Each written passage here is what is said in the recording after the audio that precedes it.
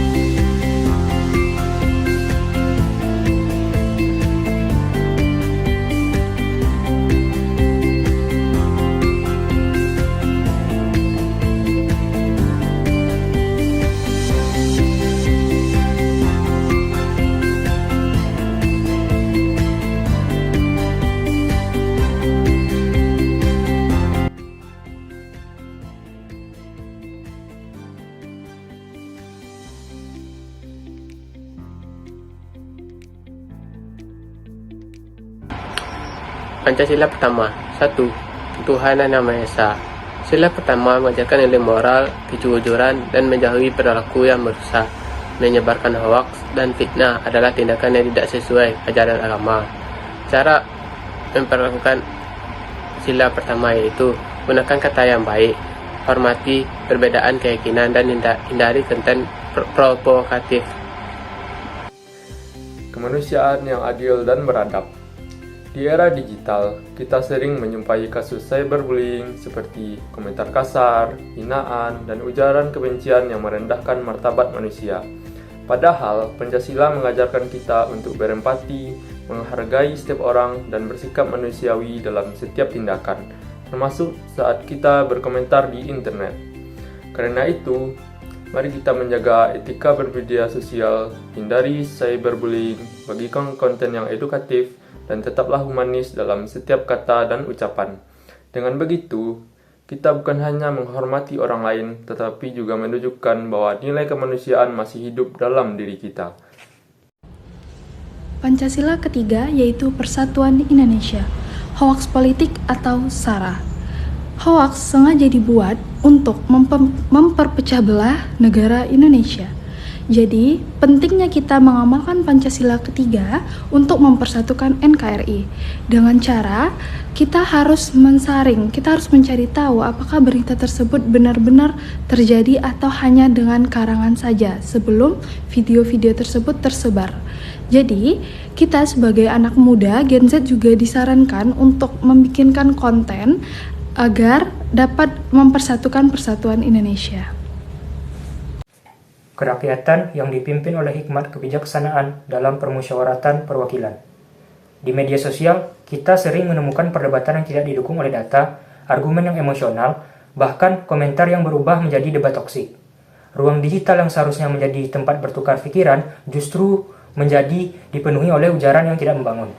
Padahal, sila keempat Pancasila mengingatkan kita bahwa setiap proses pengambilan keputusan itu memerlukan kebijaksanaan serta kemampuan untuk menimbang, mendengarkan, dan mempertimbangkan berbagai pandangan sebelum menarik kesimpulan. Kita diajak untuk berdialog dengan santun, menghargai pendapat yang berbeda, dan menjunjung semangat musyawarah demi menemukan titik tengah yang terbaik. Oleh karena itu, etika bermedia sosial yang sesuai dengan sila keempat, yaitu berdebat berdasarkan fakta, bukan emosi. Membiasakan diri berpikir kritis dan terbuka, serta tidak memaksakan pendapat kepada orang lain.